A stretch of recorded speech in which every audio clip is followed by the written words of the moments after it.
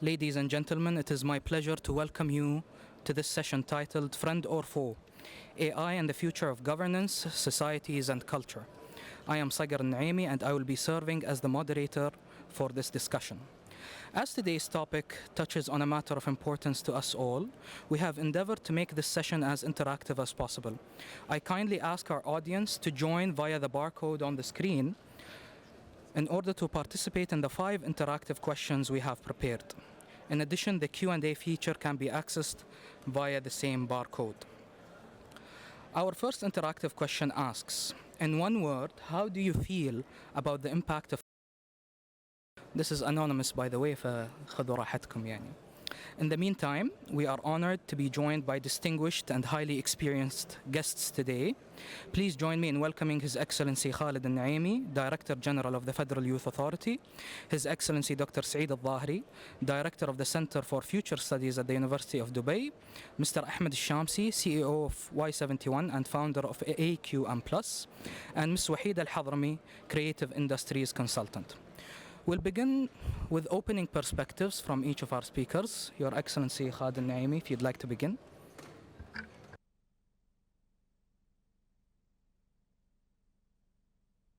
Thank you so much, and thank you for everyone to join us here in the session. I think we just came from a very interesting session talking about geotechnology and the impact that we've seen throughout many different sectors, whether it's politics, technology, cybersecurity, or how the impact of AI is going to be on the current and the future generation. And I'm very happy to be here with a panel of experts, Dr. Saeed, Waheeda, and everyone here with us today, representing different, let's say, sectors, whether it's academia or it's culture, or in my case, I'm here to talk about what we see in the Federal Youth Authority for the impact of AI.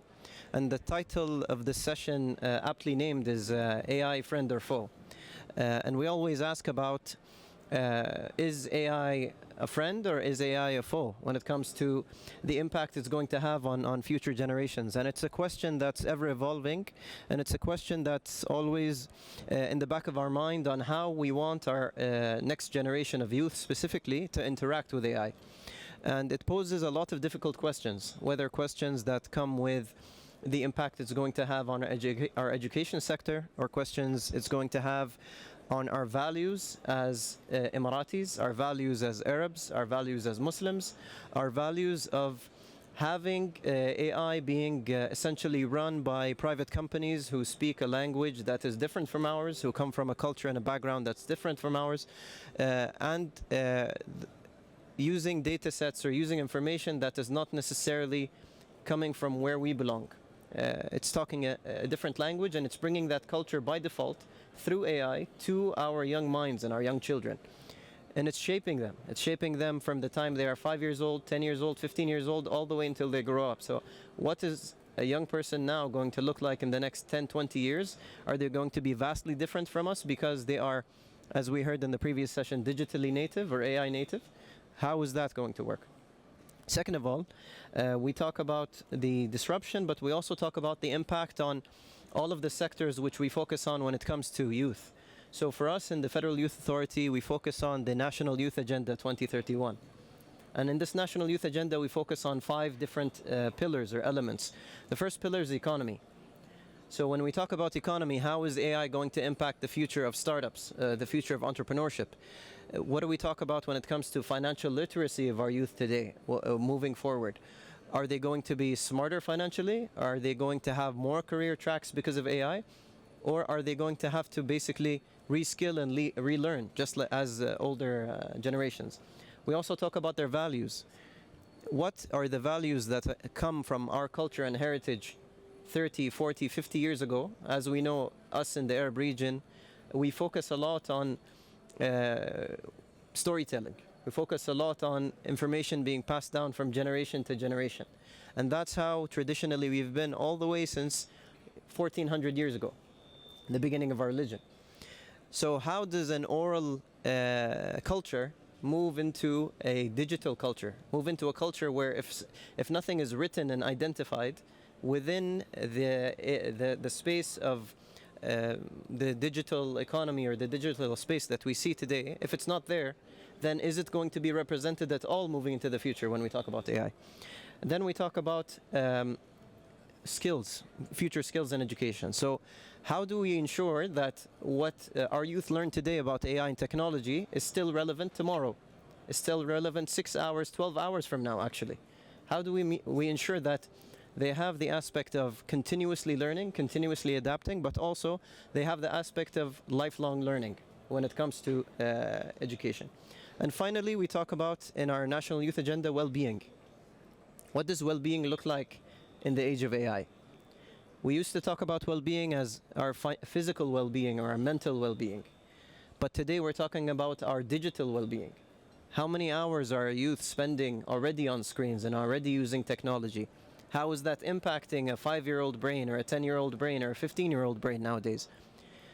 And do we want to continue to expand on that? Is it healthy for a 6-year-old entering kindergarten or entering grade 1 to be using a screen and integrating into AI right now? So we are continuously having this discussion and continuously talking about that we need to ensure that as we move forward into this age of AI, that we are not only users of this technology, but we also augment and we also support that technology in whatever our youth and our future generation needs. So that is in terms of how we think about it for moving into the future. Thank you, Your Excellency. Dr. Saeed, as a pioneer in this field, His Excellency Khalid raised very important questions about how to use this technology as augmentation, I think, is one of the key takeaways. What is your take on this? Assalamu alaikum wa rahmatullahi wa barakatuh. I'm happy to be with you today in this session, AI, friend of or foe. And I look actually at the screen and I have the responses coming from the audience here. And when I see what I see is dual-edged, I put this word dual-edged, okay, and I will try to explain what do I mean by this. Problematic, okay, skeptical, okay, challenging, optimistic, complex. So we see there is optimism, skepticism, complexity, challenging, and dual-edged. And when I look at this, the question is not about, the disruption that is happening by AI and all the sectors that AI is affecting. The question is how we navigate this revolution in a more safe, responsible, and ethical manner. His Excellency Dr. Khalid touched upon many of these points, but I think today if we look, and I always speak about this actually, the lifetime of skills, right? Used to be 5 years or more when you learn a skill and you learn maybe another skill, it takes you about 5, maybe more years. Now in this age, it's less than 2 years, okay. We started saying that you need to learn prompt engineering, right? Today, prompt engineering is not the most core important skill. I mean, new term came just recently in a few months, context engineering. In the context engineering, in the context of AI agent. So this revolution is moving very fast, is moving at speed of light. How we can cope, how we can adapt, and I think I always speak about this. Yes, technological literacy is important, but what is more important than technological literacy is our creativity, your critical thinking skills, your problem-solving skills. This is what we need to teach our future generations to be able to be resilient, to be able to be indispensable in this age of AI. Okay, definitely, you need to learn the new technology. We need to learn how we interact with ChatGPTs and all these models in a more effective way. But now the world is talking about AI agents, and the world is talking about agentic AI, and how this is going to revolutionize, what we do, what we work. Imagine in the coming few years, we will not be, okay, as much as we will be managing people, we will be managing agents. Imagine that you have agents working for you and you're dedicating a specific task to each agent, and there is an orchestration, layer that happens between these agents to execute tasks. So I think whether we're talking today about culture, society, and work, definitely we see a lot, a lot of disruption, and we're going to see a lot of transformation. It depends on us how we take this technology and make it, more ethical and responsible, because there is a lot of issues that the society, is a lot of things that is happening now and affecting societies at large. Take, for instance, yesterday what happens in the US with Anthropic, one of the companies who produce large language model, Claude. Anthropic is now obliged by the court to pay to those authors of book whom their books were taken and were given fit to the LLMs, were trained without the consent of people. Anthropic is going to pay $3,000 for each book that they have taken from pirated websites, and they have trained, their large language model. The question today is, okay, as much as we need to be faster in adopting technology, in adopting this transformation, as much as we need to be cautious, as much as we need to be ethical and responsible. The term just came a couple of years back, responsible innovation. We were not hearing about this term, before AI. And now we're talking about responsible innovation. Responsible innovation is yes, we need to innovate, we don't need to, we should not stop, but we need to innovate ethically, responsibly, in a safe way that will benefit humanity, that will benefit society at large. Thank you, Dr. Saeed. Ms. Waheeda, given the whole range of human emotions we see displayed on the screen, some people are coping with anxiety from AI, some people are hopeful with AI, and building on what Dr. Saeed said, perhaps transformation is the key word here. What do you think the future of AI is going to be, especially from the field you're coming from, the creative industries? السلام عليكم. أول شيء thank you صقر. Doctor, it's so mind-opening to be hearing the different perspectives on this very important topic. Speaking of topic, I think firstly just looking at the name of this topic, friend or foe. Personally, I don't think it's a friend or foe. I think it's more of a co-worker, right? And if you think of a co-worker, you either love them or you might dislike them, but you still have to work with them at the end of the day. And that's what AI stands for in today's world. If you, in today's world, have not already integrated AI in your daily life, you're already lacking behind. So this specifically applies to my industry, and I come from the cultural and creative industries. And this is a domain that is very much built on creativity, innovation, and the thought of all of these industries. So to just give you an example of what type of industries I'm speaking about, we're talking about images, we're talking about movies, music, film, theater, books, as Dr. mentioned. And in today's world, AI has affected these industries by through generative AI. So easily each one of us can go online and prompt the model, and we receive some sort of product. Now, why is this important to our culture?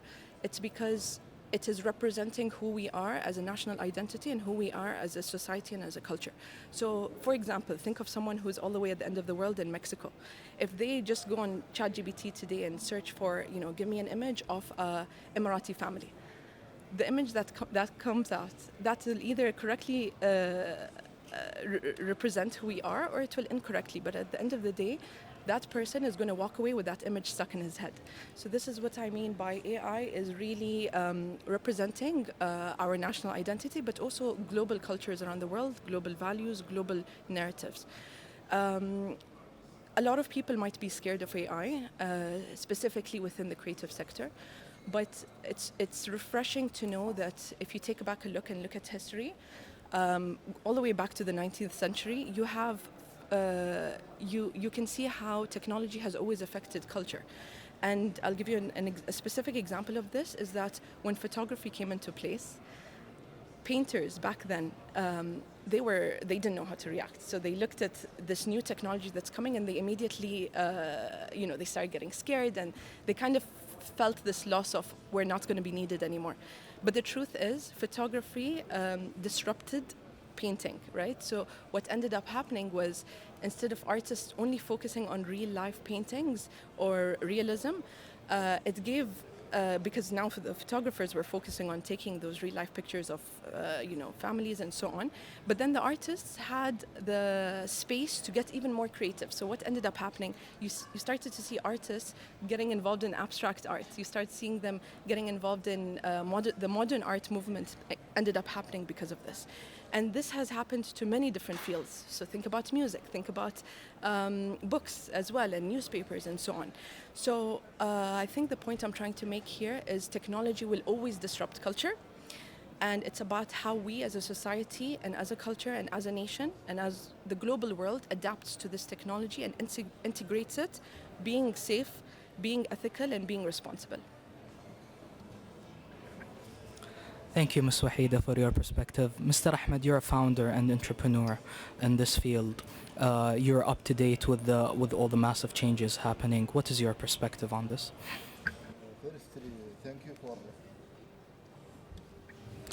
Firstly, I would like to thank you guys for coordinating this talk. I have heard His Excellency perspectives, doctors and Ms. Waheeda. And I totally agree with them in almost everything. I think AI have made a good impact in the society, but there is problems that we must focus on. When it comes to the impact, I think automation, as Dr. Saeed has said, is taking place now. Maybe people are now afraid of losing their job, but we must adopt to it. When it comes to LLM, I have there is, you can say, there is opportunities, but then there is risks. And we need to find a balance between all of these factors.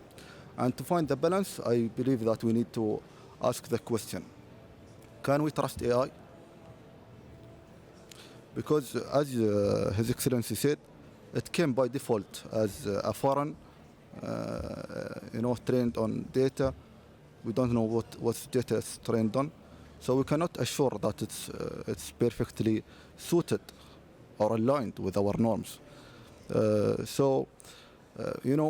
What wasn't normal 10 years ago, it's been pushed through different media channels as normal, and I believe it's like a challenge. And the thing is, how can we mitigate that challenge? So we can create, as you know, if you heard about China have their own like social media. They have their own search engine, and this search engine has like LLM built-in capabilities. But we might not require to go to that extent, and we need to find like a middle ground between to find the right balance. We must be with the world, with everything, and this is like my take on this matter. Thank you very much. Just to let our participants know today, our discussion is centering on three main pillars. We have culture, we have work and education, and the final pillar is safeguards.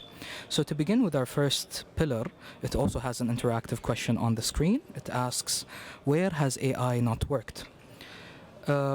Let me begin with saying that AI, as we all said in this discussion, it's fast becoming a key, if not a dominant part of the content being created online and consumed by many. Gen Z has even given names to this phenomenon, terming it slop and brain rot, i.e. low quality, far-reaching content that simulates cognitive decline. How can culture be sustained in this environment? And will AI detract from the substance and lived experiences towards more superficial practices? Your Excellency, if you want to take a stab at this question.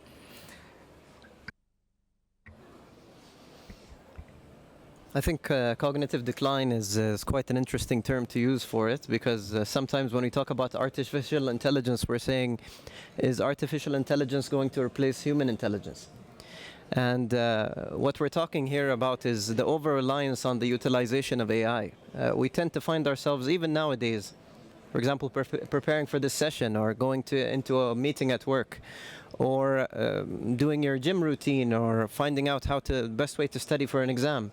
Our automatic reflex, because of the ease, because of the convenience of using AI, is to rely overly on AI, to trust blindly the output that AI is going to give.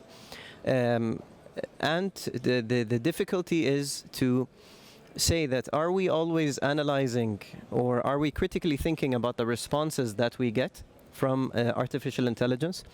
If we talk about the culture in terms of AI, we've noticed, and I would like to congratulate everybody. I think today we saw the announcement from Sheikh Tahnoon on the announcement of K2 Think as the new LLM that's coming out from the UAE, as a collaboration between G42 and between Mohammed bin Zayed University of Artificial Intelligence. And I think this is something very important, and something that we really need to work on, not only in the UAE but in the region. And the reason for that is, one, it comes from a culture point of view, as you mentioned, and second, it comes from a technical point of view. The culture point of view comes from as I mentioned, the content, the value, the ethics, that when we ask it a question about our identity, is ChatGPT the right person to tell a 15-year-old what my heritage as a young Emirati coming from a place like this is? Is it going to give them the right answer or not? If I ask it a controversial question, is it going to lean left? Is it going to lean right? Is it going to answer me at all? What are the safeguards and the safe measures that we have? And this brings us to another point, where these large language models that are locally grown, locally driven, locally created, and that the data sets that we feed into them come from us as Emirati youth, come from us as Arab youth, come from us as youth from the region, or as people from the region, are what we need to be doing. We need to be taking the content that represents our culture, whether it's oral, whether it's written, whether it's stories that we know, whether it's our history, and we need to be pushing it into the mediums which feed all of these AI models. That's first. Second thing, from the technical point of view, I think we've seen the difficulty that AI has in terms of adapting and understanding the Arabic language in essence. So, for example, if you look at a case study recently done by Mohammed bin Zayed University of Artificial Intelligence, when they look at a word in English, for example, we have the word written on the screen, creativity. It's going to read the entire word creativity. It's going to read it as one word, one token, and that's how it's going to read and understand it. But when it reads another word, like for example, kalimat manshura, that's written on the screen, it's going to look at harf al-mim as one token, harf al-noon as one token, and the rest of the word as another token. So it's going to be working very, very hard to understand one word in Arabic compared to how it understands it in English. You're going to be utilizing many more tokens. You're going to be utilizing many more of the effort that language model needs to be able to understand the Arabic language compared to how it understands the English language. And that's why language models like JACE, like Falcon, like K2, and like many of the languages that are being built even in our partner countries such as Saudi Arabia, for example, are very important for us to have that culture and language. And I think our role, as I mentioned, is to publish. Our role is to create. And I think why, Waheeda, when you talked about the role of our creative industry, the creative industry needs to work extra hard when it comes to AI, to make sure that all of our culture, heritage, tradition is well documented and well embedded into all of our AI languages. Thank you, Your Excellency. Ms. Waheeda, given that you've studied this topic in previous publications of yours, what's your take on the issue of content? So, Saeed, I think you've shed light on the responsibility that we have, and it's not just something that we're looking at for within the cultural sector. but it's something as globally all governments need to think about on what are the narratives that are coming out from their nations. This is something that needs to be protected and preserved, but it also it needs to be well represented. And if AI is deployed properly and used properly with responsibility, then we have the advantage of doing that. And alhamdulillah, the UAE, we're ahead of the game in this race to AI. Globally, you've mentioned the large language models and JACE and Falcon and K2, which has just come out. These three specifically have shed light on the misrepresentation or the lack of representation of Arabic language globally. So the fact that we're as a country are pushing these or investing into these models, we're already at an advantage. So and again, looking at a society's culture, we have two types of cultures that needs to be prioritized in this. So we have tangible culture, which is the culture that you can see, you can touch, it's physical, and these goes back to things like monuments, things like architectural landscapes or historical areas, and even clothing, traditional clothing. And then you also have intangible culture, right? So intangible culture is focusing more on the narratives, it's our social beliefs, it's our practices, and both of these need to be recorded, and they need to be archived, and then they need to be placed online. And they need to be fed into these large language models so that when ChatGPT and Perplexity and all these models, when you're asking them for such information, they're tapping into these sources of information and data sets to properly give out the right information.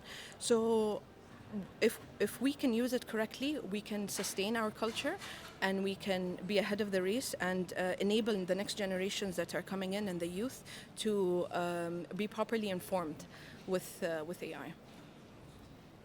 Do you agree with the audience that AI has not worked in your field?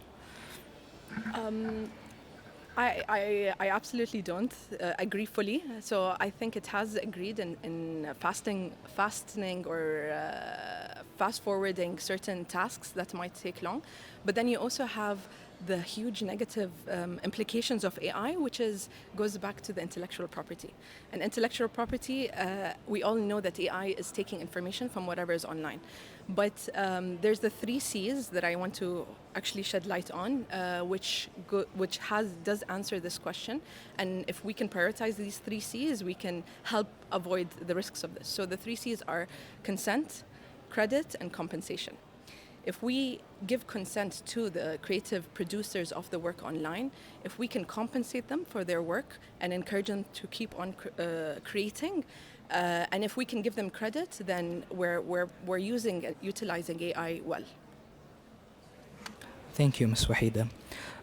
Moving on to our next question. Our culture is an oral, narrative-based culture. We've talked about this just now, and it requires practice to sustain. Last week, a friend of mine was telling me a story about a friend of his who was very interested in camels and taking care of camels, and he'd used ChatGPT and other AI to check on their illnesses, check that they have certain patches on their skin. He'd ask the AI what's wrong with the camel, and most of the answers that come back from the AI are not actually about Arabian camels, they're about Australian camels.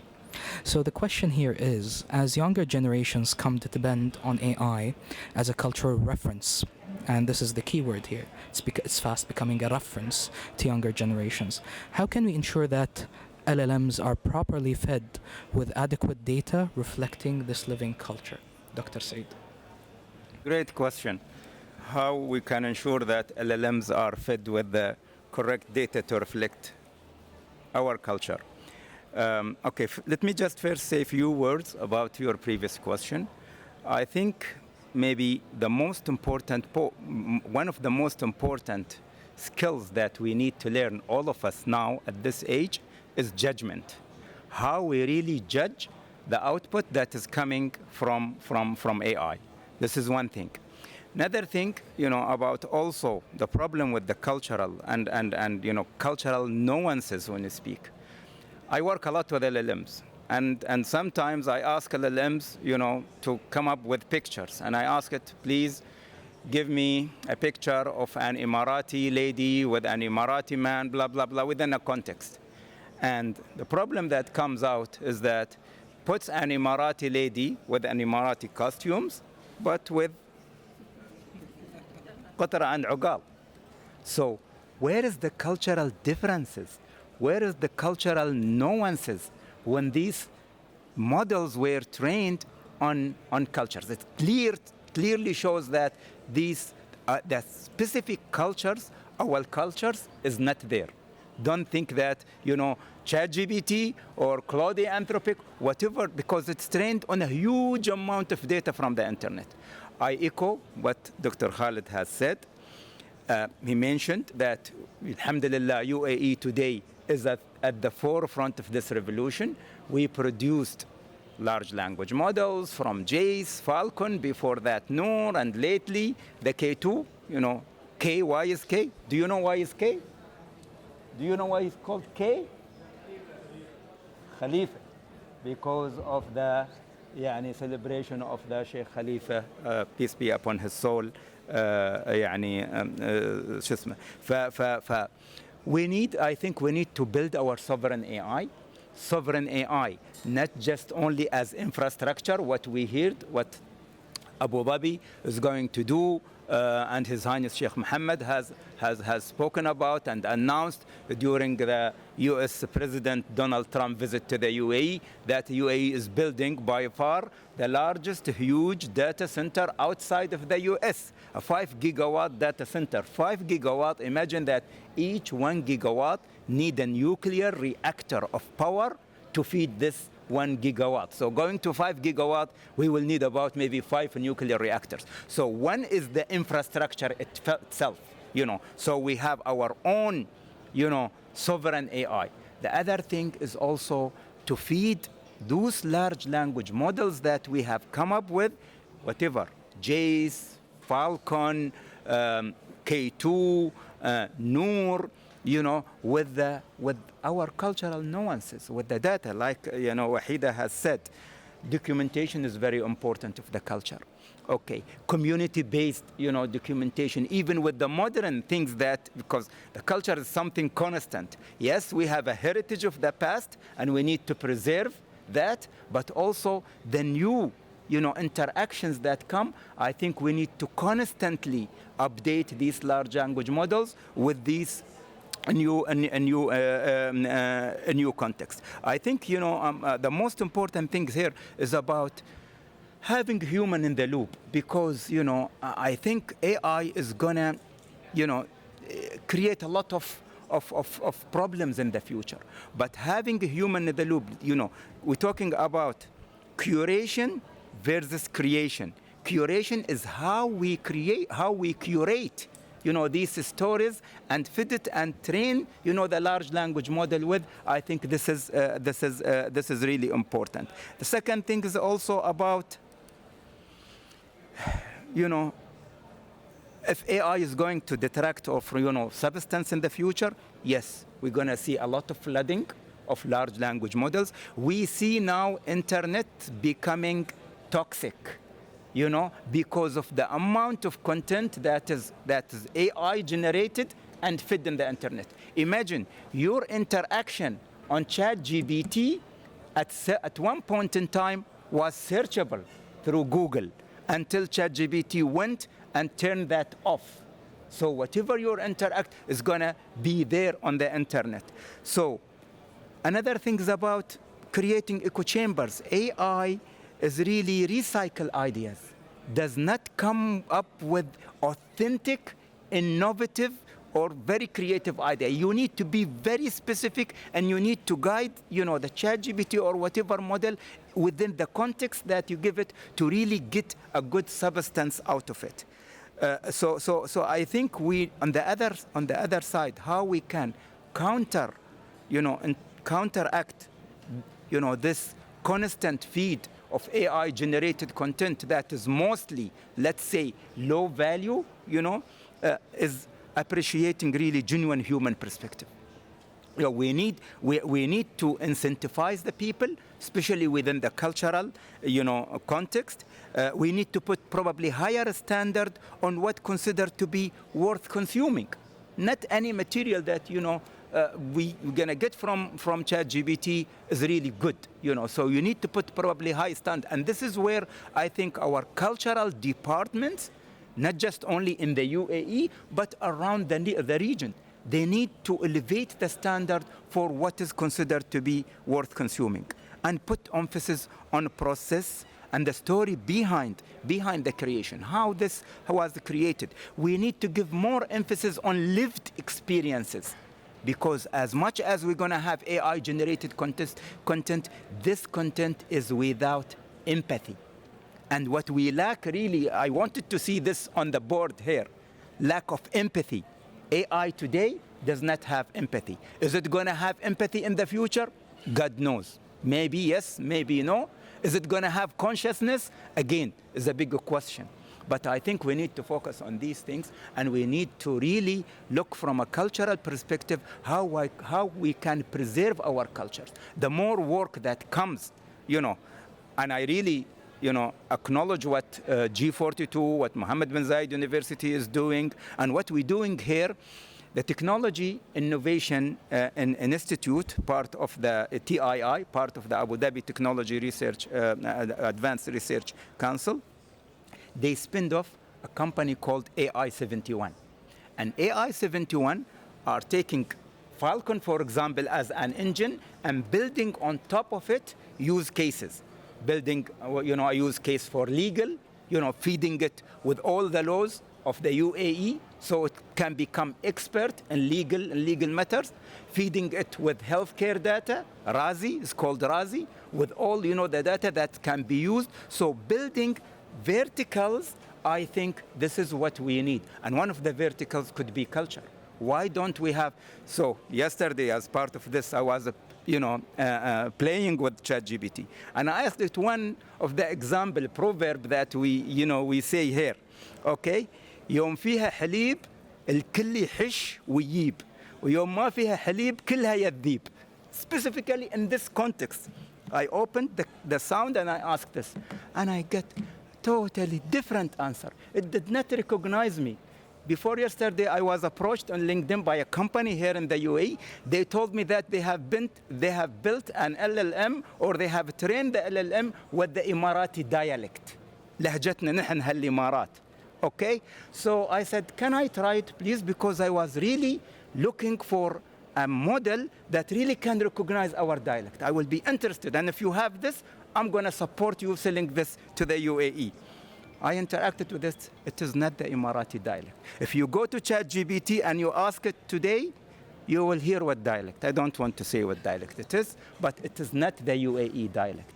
How we can build these models to recognize these dialect, the specific dialect, so when you interact with it, like my father or my mother, when she goes and she interacts with ChatGPT, she knows how she asked the question, and she knows what she will get out of it.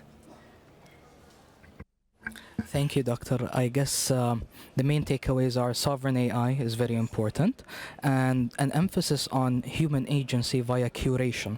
Curation is going to become exponentially more important in the coming years. We can't just be passive recipients of whatever AI gives us. Mr. Ahmed, given your work with LLMs, what is your take on this?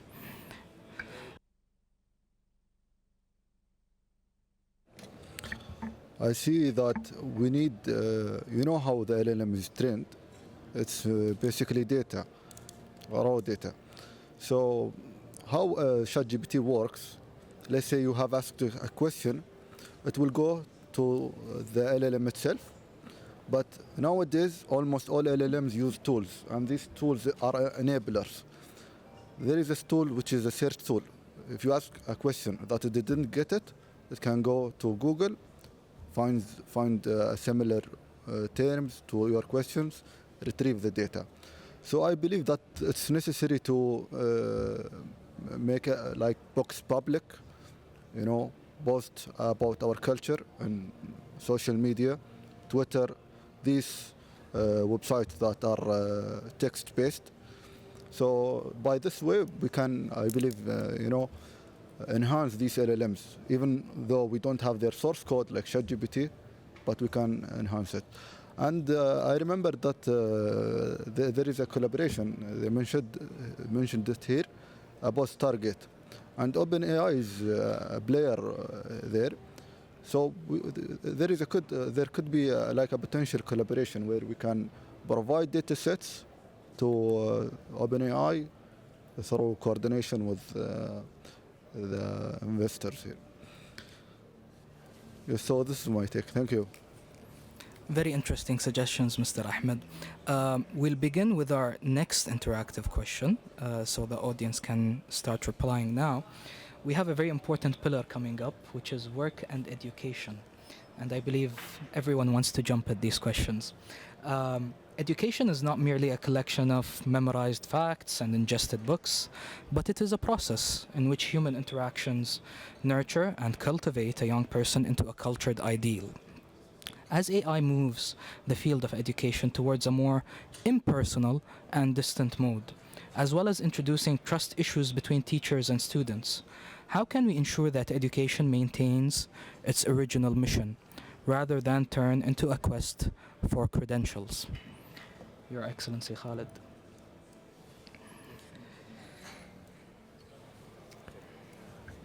I'd like to maybe apologize to Dr. Saeed since he's the head of academia here, but I'll take this question first. By the way, I'm a very proud graduate of the University of Dubai, so wherever Dr. Saeed comes from. Anyone thinking to come to University of Dubai? This is a plug, sponsored by UD. I think it's a very important question that we are always asking, and we always ask about anything new that comes, and that what is the regulatory stance that we want to take when it comes to things like artificial intelligence. I'd give this an example also about a conversation I was having yesterday with the head of the Securities and Commodities Authority when they said, how are you regulating cryptocurrency, for example? How are you regulating virtual assets? And the answer is always, if you try to jump on the regulatory bandwagon from the beginning, all you're going to be doing is failing, going back, reiterating, going back in, and failing, and reiterating, going back and failing. So what we understand from the regulatory sandbox, especially when it comes to education, is we need to put the fine lines when it comes to how we want to regulate it, but we need to be flexible and adaptable, and we need to be able to go in, change our regulation quickly, and go out.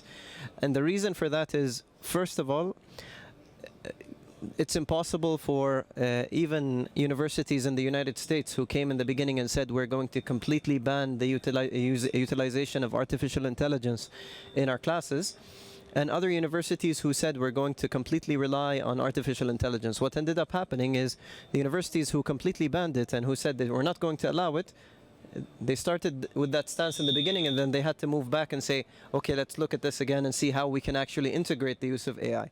And the reason for that is we are coming from an education system which is needs to be continuously adapting, but it relied on the aspect of this is the information you need to know.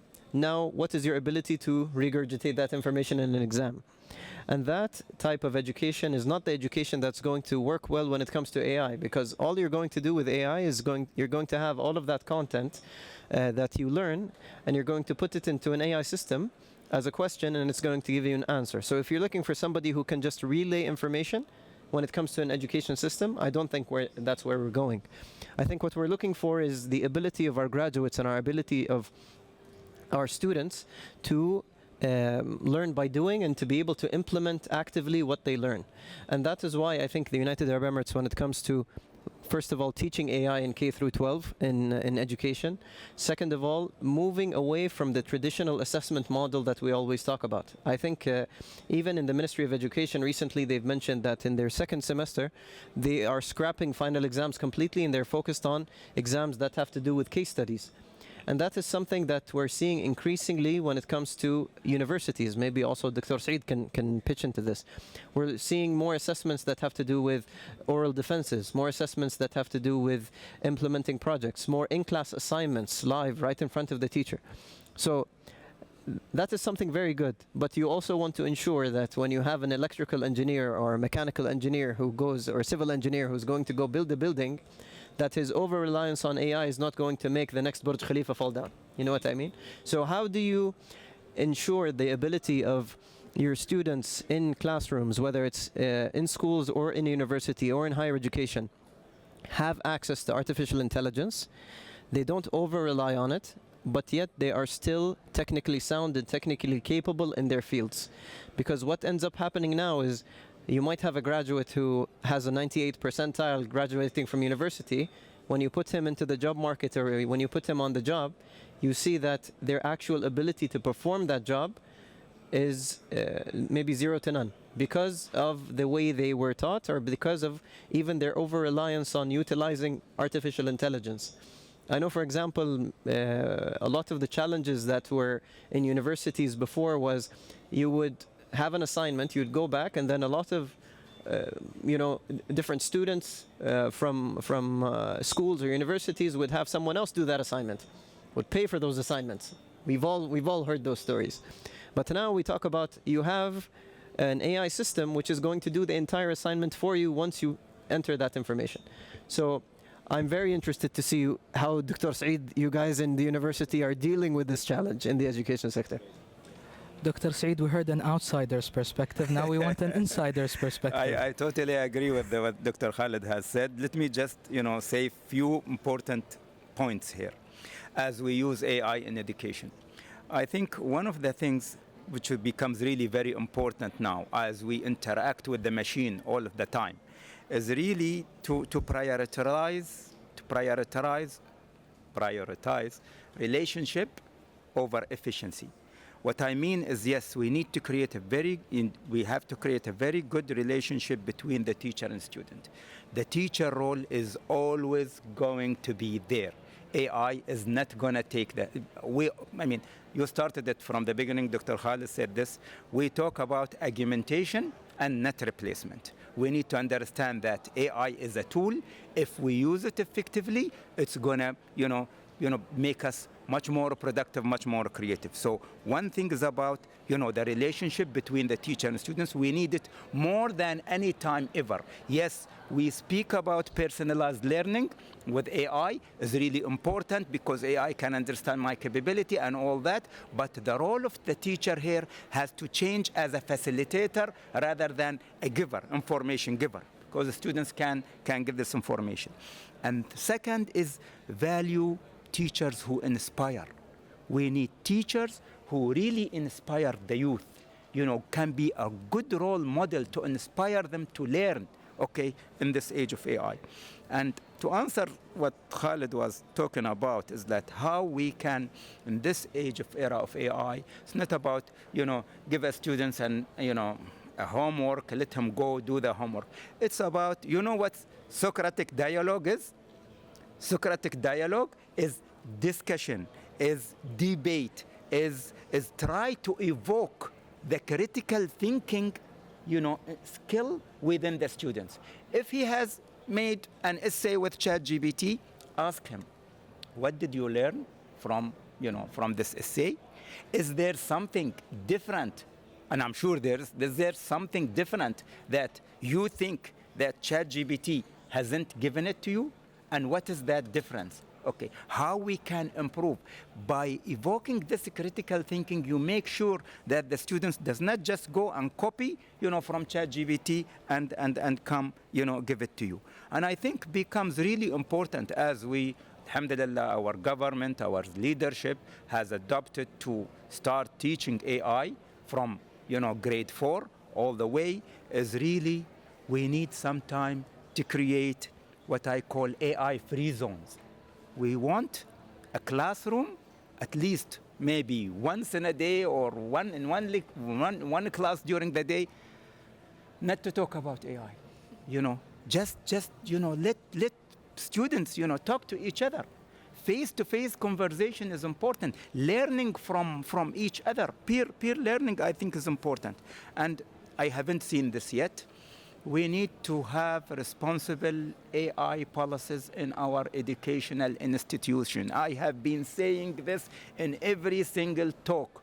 And when I look at it, most of our universities, maybe some, don't want to generalize, but there was a UNESCO study was done, I think in 2023, only 10% of schools and university globally who have announced an ethical and responsible use policy of AI. Why this is important? Because we need to maintain academic integrity. And the way to maintain academic integrity is when the instructor comes in the classroom and says to the students, you are eligible to use ChatGPT or any AI tool, but within these boundaries. And I'm going to ask you about these boundaries. So putting a clear rules of where to use these tools and where not to use these tools.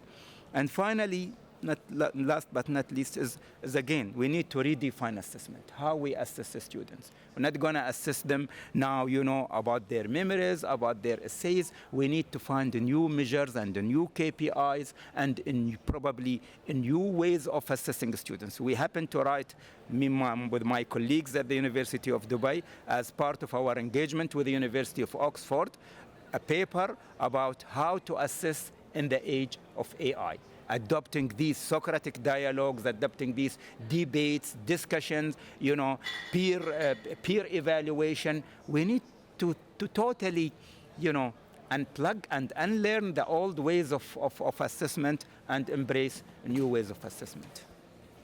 So ironically, Dr. Saeed, you think that AI is taking us back to classical forms of education, like the Socratic dialogue, dialectical methods?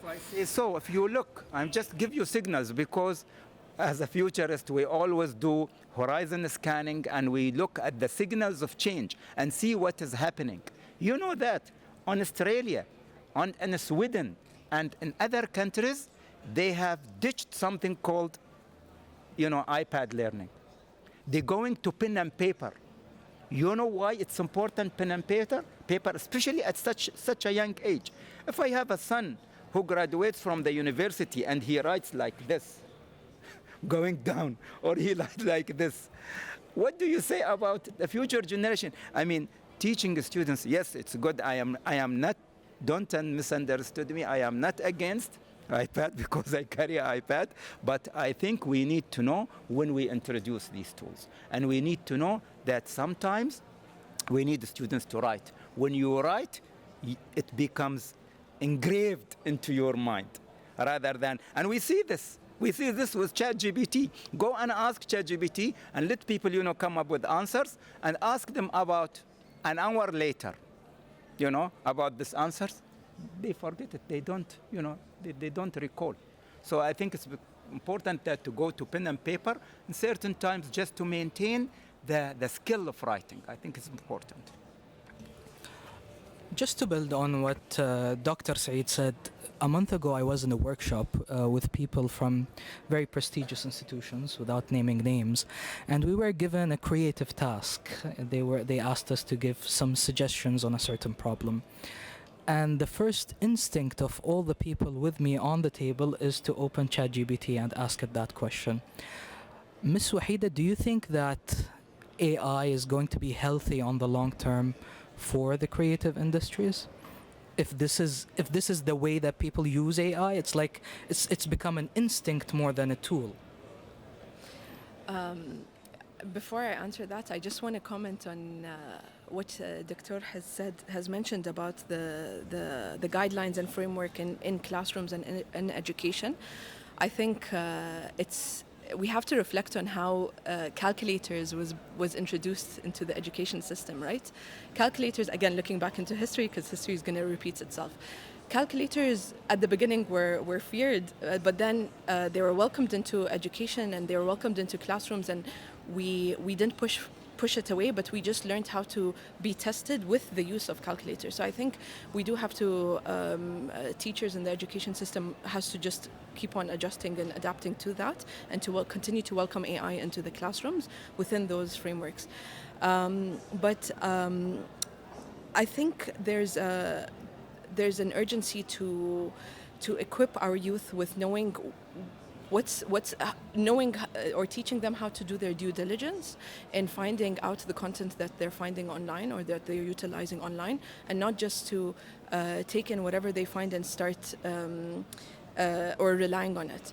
And if we look back to the responsibility of the creative industries, I think there are certain policies that need to be introduced, such as how can we continue to digitize our culture and our narratives and our stories, and bringing that information online and partnering up with the technology companies so that we can continue to be, we as in the custodians of our culture, can continue to protect it in the way that we would like. So I think this is how it's affecting our sector specifically, and continuing to look at it from an ethical framework is key here. Okay, now I'll build on what you said for the next question. Going back to the history, again, previous industrial revolutions from the 18th century all the way to the information revolution that we've lived through in the early 2000s created tools and systems that aided humanity. In each there were labor market upheavals and mass societal unrest before a stable balance was restored. Yet some would argue that this new AI revolution represents a new frontier, different from the previous revolutions, where this rising technology mimics human intelligence and capacity for creativity and innovation.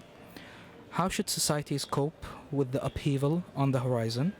Are there any measures that could mitigate the effects on labor markets? Or are we about to witness a creative destruction that far surpasses anything seen in the previous industrial revolutions? Who'd like to take a stab on this? Dr. Saeed. Talk about this.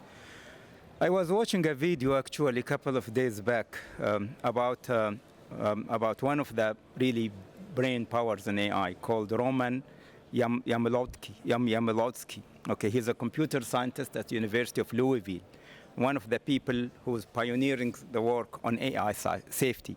I think this revolution probably we are underestimating, the impact of AI when it comes to, job disruptions. And, everyone is talking about, yes, AI is going to take some jobs.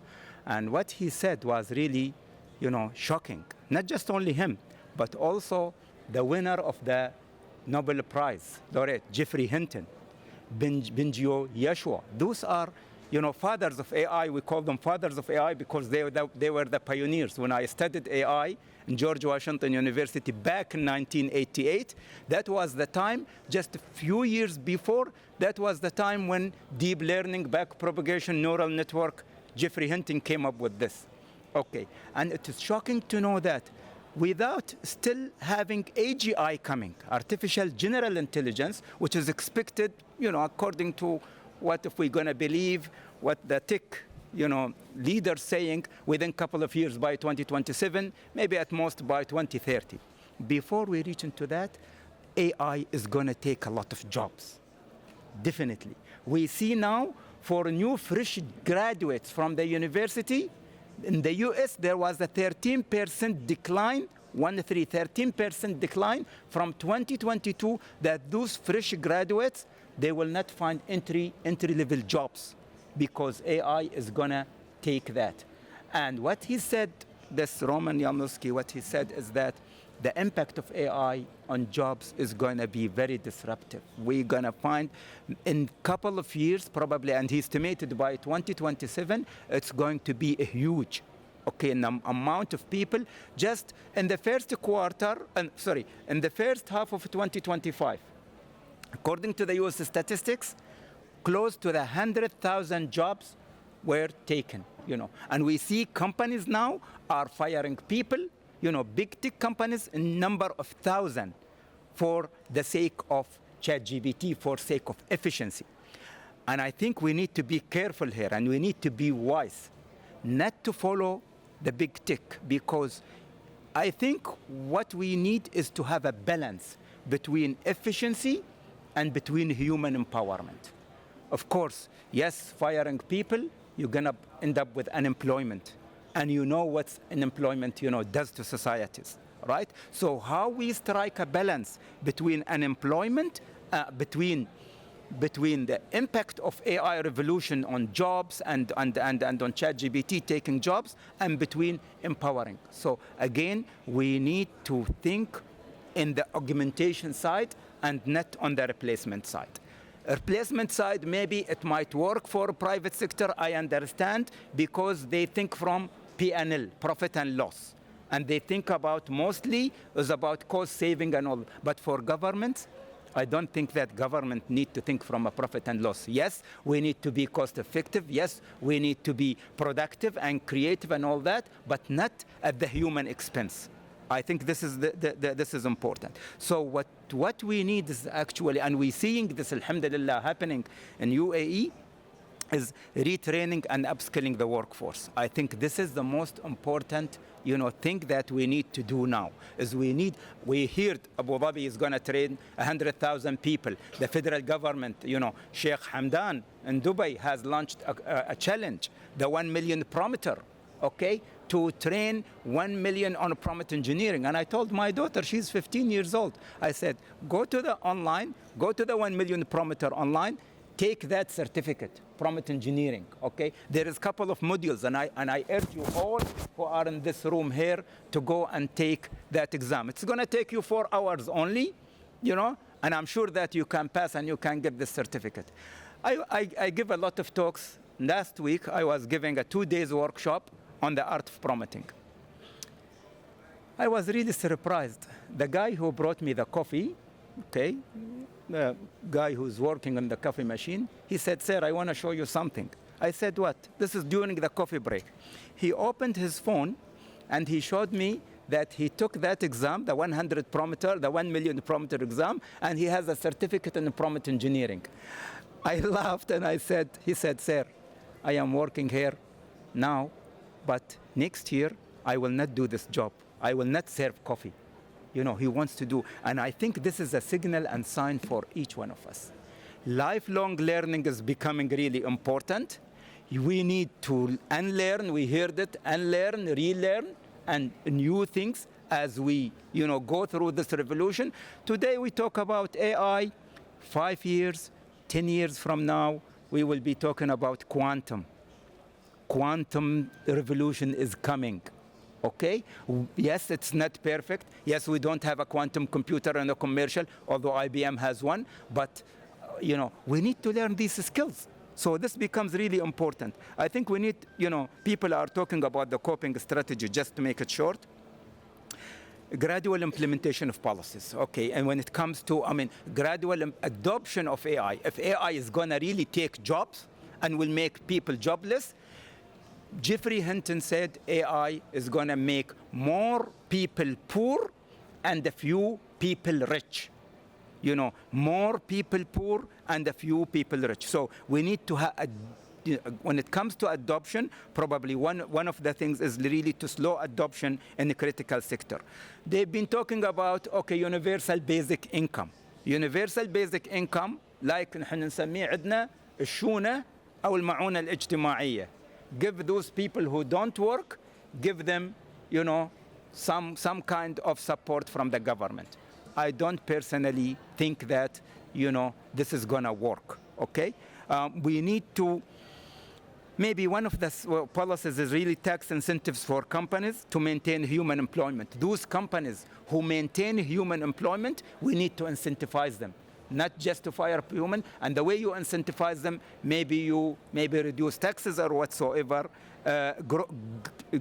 Government-funded reskilling for those who lose their jobs. As people are going to lose jobs, maybe the government can, retrain them and so forth. We need to have, flexible employment arrangement. We see now a lot of freelancer. I do freelancing. I do jobs not in the UAE, across the globe. Okay?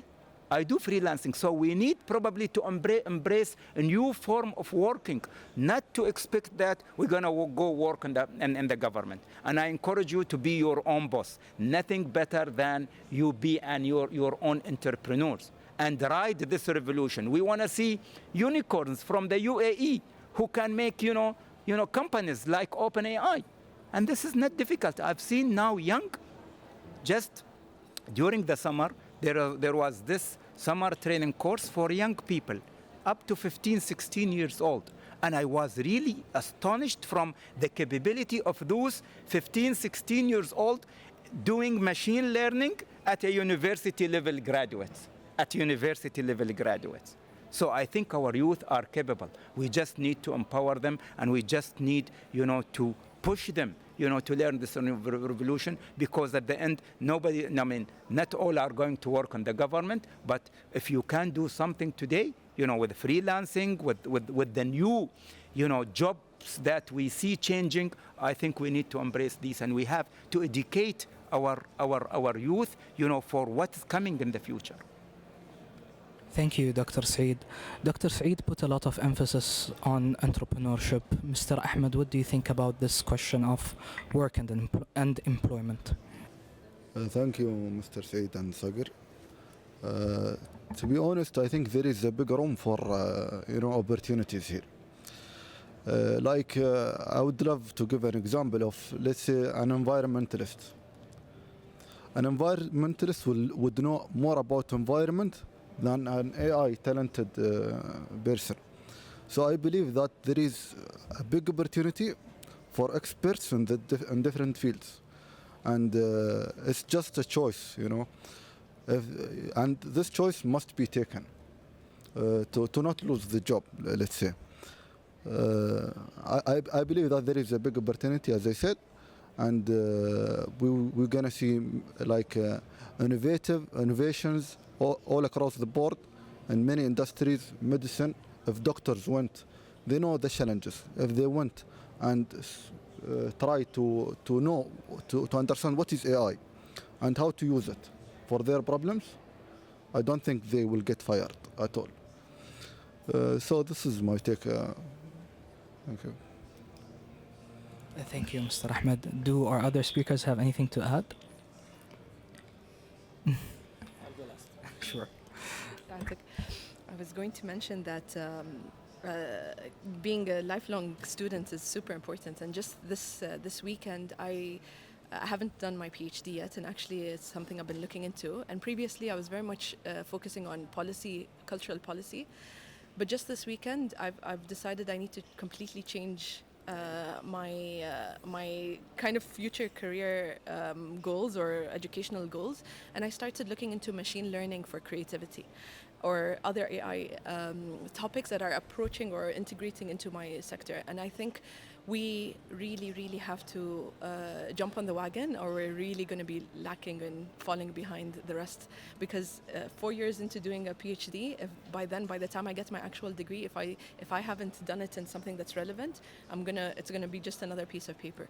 So that's why I'm looking into AI for my own doctorate, inshallah. Maybe I just wanted to touch upon the opening that you made to the question was how is the impact of AI going to be different from the impact of other technological revolutions that we've seen in the past? And I think when we talk about, for example, automation, when it came to factories, you saw people who were going in first world nations, they were protesting, they were saying, we don't want these machines to replace our jobs. But if we look at that time, it was only affecting factory workers. It was only affecting a small segment of society who worked in a specific field. And I think what's different about AI is two things. One is it's democratized, so it's accessible to everybody. Everybody can use AI. Everybody can use more or less the latest version of AI. And the competition that we're seeing between many private sector entities, whether it's Google or OpenAI, Cloud, Microsoft, is that competition is healthy for the end user, but it's also dangerous when it comes to which of these private companies is going to push themselves on the ethical boundaries and on the safety boundaries to go first, to be first. So the impact is everybody's impacted. Everybody uses AI. Everybody works in a job that can be influenced by AI, whether it comes from an engineering background or a creative background or an entrepreneurial background, or the government. Second of all, we look at not only utilizing AI, but also creating AI applications. A lot of the reason, maybe Dr. Saeed also mentioned that there is a loss of jobs when it comes to the technological or technology companies in the United States is you would think that with the upcoming of AI that you would need more programmers. You would need more people who are doing coding. You would need more people into software engineering. But what you notice is where I needed 5 programmers 5 years ago, I need 1 programmer today, or 2. because the AI is doing the programming for me. And even if myself, as a person who has no software engineering background, no coding background today, with what they call vibe coding, or what they call coding without any knowledge of coding, I can create an application from scratch, and that technology is advancing to a point where you have somebody who doesn't have that experience able to create an AI application. So you'll see an inflood of AI applications, AI use cases, general public being able to create using AI, and you would see also the general public utilizing AI. So you have all of this access that came into AI, and that is something good when it comes to potential jobs that are within the AI sector. But what we're looking at is, in the next decade, we're looking at about 300 million jobs that are going to be affected by AI. If you are, as Dr. Saeed mentioned, and we've heard in the previous session, it's going to be a two-tier society. You're either capable of using AI, or you're going to be sitting at home getting universal basic income. So you decide where you want to be when it comes to the utilization of that technology. And I think, as everyone here mentioned, lifelong learning, being on the edge when it comes to AI. Even when you look at search engines, 15-year-olds now no longer use Google as a search engine. They use YouTube and they use TikTok. So if they want to learn how to create something, even the technical or the software that they're using is different. As also was mentioned, if I go now to a 14, 15, 16-year-old, previously I would say, you don't know anything. You know, you haven't even finished your high school degree. Nowadays you go to a 15-year-old and you go, please teach me. I have something to learn from you. And because you are AI native and you are digitally native. So what does that make somebody who is just entering the job market or in the mid-career or later career? How do they reposition themselves? How do they reskill themselves? And I think that's a big opportunity for the education sector, and that's a big opportunity for the government to see how we can keep that transition between reskilling and allowing people to shift and change between jobs and career tracks, whether it's full-time, part-time, entrepreneurial, working for multiple entities at the same time. Today, we're talking even about opportunities that AI opened for many countries in many developing nations, such as Africa or Asia or Latin America. They're able to easily enter into the United States, easily enter into the UAE. Why? Because of this AI disruption. If you have somebody who is capable, no matter where they are in the world, because of how globalized AI is, then they are able to penetrate a market that 5 years ago they would have never been able to get into. So I think we talk about the opportunities and we talk about the challenges, but what we've seen always with the UAE, and particularly here since we're in the Hili Forum, I remember something specifically that His Excellency Maali Anwar Gargashi mentioned. And he said that previously countries 100 years ago used to be weighed based on their military strength. And then they were weighed based on their diplomatic, and then based on their political strength. But now, moving forward, we're looking at countries who are weighed based on their technological strength, their ability to adapt, and their ability to utilize, and their ability to have that technology embedded and utilize it within all aspects of that nation. So you're able to use that technology, you're able to utilize that artificial intelligence, quantum, as Dr. Saeed mentioned, is where the future is going. Thank you, Your Excellency. So basically, and correct me if I'm wrong, maybe we can draw a comparison between AI and gunpowder. It inaugurated an age of disruption where some people were behind and some people were more technologically advanced, and given their technological strength, some states were ahead and some states got conquered or invaded or whatever. So it's imperative to maintain a technological edge in this age, to maintain one's own sovereignty. Dr. Saeed, you mentioned some policy suggestions or to mitigate the impact of AI, such as universal basic income, tax subsidies, etc. But these are all about the impact of AI. If we're going to switch the policy conversation back to AI itself, from a policy perspective, how can states push towards an AI, like the tool itself, that is used for socially productive ends rather than a corrosive tool that lowers societal trust? The AI itself rather than its impact. Is there any policy toolkit that could help us?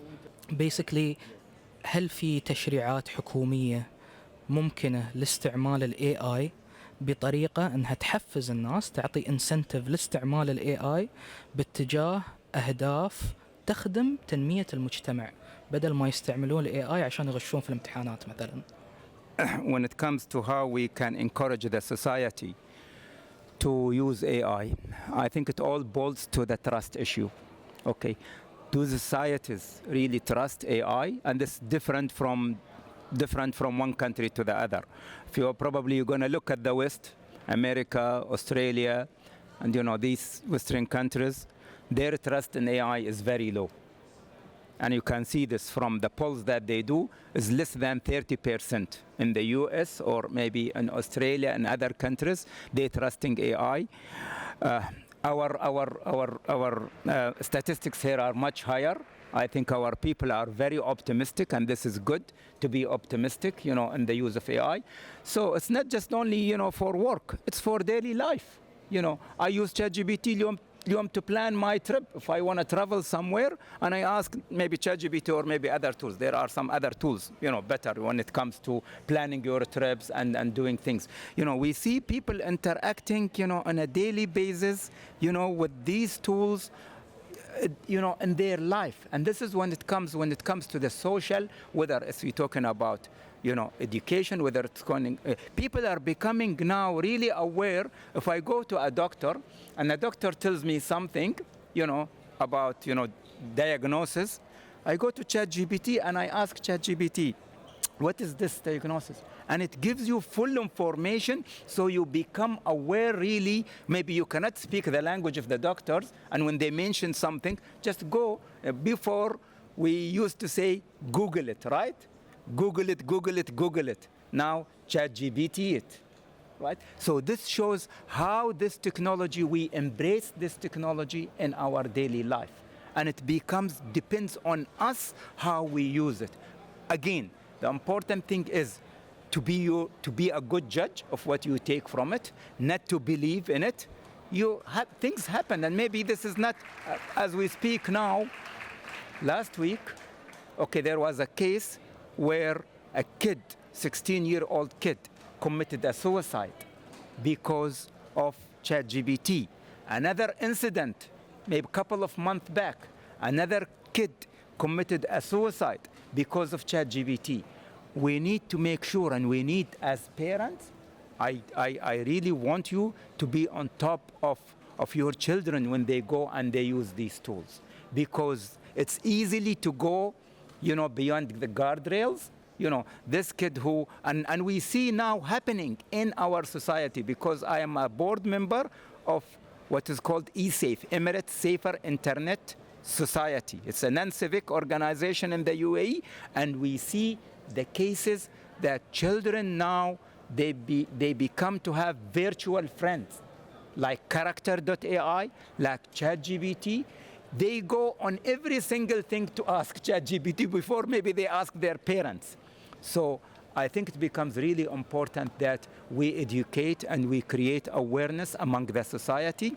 It's good to build the trust, and the way to build the trust, many things. Trust will not come, from moving fast and break things. This is the motto of the Silicon Valley. And this is what the competition is making with companies like OpenAI, like Anthropic, like, all these, DeepSeek, Manus, and all that. They have to compete because they want to gain the market. I think for us, we need to be aware of the ethical issues, of the risks when it comes, so the society become really comfortable. And we need also, as we embrace this technology, we need to give a choice, people's right. If you tell people that AI is going to decide on your son which university she or he can go to, I have the right to refuse that. And this is what we see, what people are calling. As AI making decision, we need to be comfortable with the decisions that AI makes. The scandal that happens during 2022, during COVID, globally, were more than 25,000 young people who are looking eagerly to go to good universities because of an algorithm, because of an equation in the algorithm. And at that time, the IB, the International Baccalaureate, decided that we are not going to allow kids to go to the exam because of the lockdown and because of COVID-19. So we're going to let AI decide on their scores. Where they were expecting to have higher grades, they get lower grades. And imagine 25,000 students were, could not go to the universities that they dream. I think the society have the right today also to say their view, to say their opinion. And the way to create this trust is through AI literacy. People need to understand what is AI, need to have a better judgment. So when they interact with these tools, they interact comfortably. They need to know what to take and what to not to take, and what is the good thing and what is the rubbish thing. I think this is the way where we're going to really have the society create this relationship with AI. I don't think هذا شر لا بد منه إذا كنا نقول، لكن أنا دائما متفائل وأقول في خير. There is a lot of things that we can do for AI, and the fact that we all using AI in our jobs and we all using AI in our work and in our life. So, but just to be literate and to be careful about using it, and to really decide and be a good judge when it comes to the AI, what you take and what you not take. Government, yes, can enforce policies, and and I strongly recommend that we look into how we can push the societies by creating the trust. What I saw from Dubai Future Foundation, they created an AI seal for the companies who are going to launch their product in the UAE. We need to make sure that it is trustable. Okay, so people and society can use these tools. Concluding remarks from the rest of our speakers in 30 seconds, please. Who would like to begin? Saeed. Okay, maybe I'll go first. I think just to conclude based on our maybe three main pillars that we talked about when we spoke about education, we spoke about culture, and we spoke about work. I think what we really need to do is as many of the members here mentioned, is use AI for humanity. Use AI for the betterment of humanity, yani. And I'm talking here specifically from someone currently working in the government. We take our vision from our leadership, and our leadership always says that أنتم موجودين لخدمة الناس. So when we say خدمة الناس, then we talk about we utilize AI as the United Arab Emirates, as the government, as private companies who want to utilize AI within our overall ecosystem, is to utilize AI for the service of humanity. And we say that by expanding on their knowledge, by allowing them to enter into more job tracks, by giving access to people to learn how to utilize AI better. And that's overall when it comes to the expansion. Second is what we spoke about in terms of anchoring our own AI, our own language models in our culture, our identity, and our heritage. And then, as Dr. also mentioned, is we need to bring stakeholders to the table from the beginning. We need to bring the people who are most affected by the transition AI from the beginning. Whether we're talking about youth, we're talking about educators, we're talking about job workers, we're talking about people even who are on the verge of retirement, who's going to be impactful to them. So bring them to the table, let them co-design along with you when it comes to AI. And that's the way that we're going to be able to serve in the best way. So, in 30 seconds, if you're a cultural producer or a creative practitioner, create more and make sure to place that, disseminate or distribute that content that's being created online. So at least you're promoting more of our story and our narratives and our values from the community itself. If you're in a cultural organization, make sure you're digitizing these exhibitions that are happening, and that they're also being protected online, so that when the AI models are looking for content, they're tapping into the right type of content that's coming out from our region. And finally, if you're in the government, think about how more multi-sectoral partnerships can be created with tech partners or with AI companies, so that you're getting them to align with our own national goals and national vision and cultural goals. So those are the three main stakeholders, I think, pieces of advice for the three main stakeholders. Thank you. So my 30 seconds remark, I would say that there is a lot of opportunity to focus on, and we discussed about education. There is challenges, yes. Students might just prompt and then forget it. We can now create new systems that can solve this issue. New paradigms introduced. There is many frameworks that I believe Hamid knows in education, like PBL, project-based learning. Now LLM can be used there. You can create, let the students seek questions and guide him through. So I believe that there is a lot of opportunity. Also, when it comes to culture, I think AI, have you heard about ancestry, which connects families through DNA? I think with the time being, the fourth industrial revolution, families are being disconnected. And I don't think we need ancestry to know our families. I think AI could help, connect us, more as a community.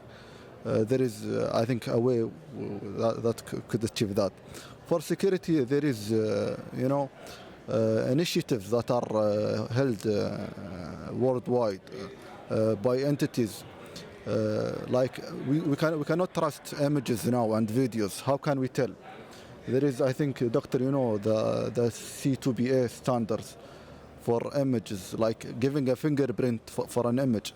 So policymakers can, take these initiatives and put it in applications. On Instagram, imagine you see like this is AI generated, or a link to give you the whole history of an image or a whole history of the video. It's already implemented by Adobe, Sony, Nikon camera that support these fingerprints for images. A watermark, yes. I will just make it less than 30 seconds. I have this picture I posted on LinkedIn. I created it with an AI, an Emirati guy, standing by the train station.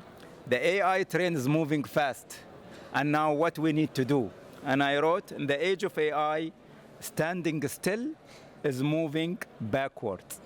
I will end up with this. Thank you very much. Very inspiring way to conclude. With that, we have reached the end of our discussion today. I'd like to extend a very heartfelt appreciation to both our speakers and audience for such a lively and insightful conversation. Thank you very much. يعطيكم العافية.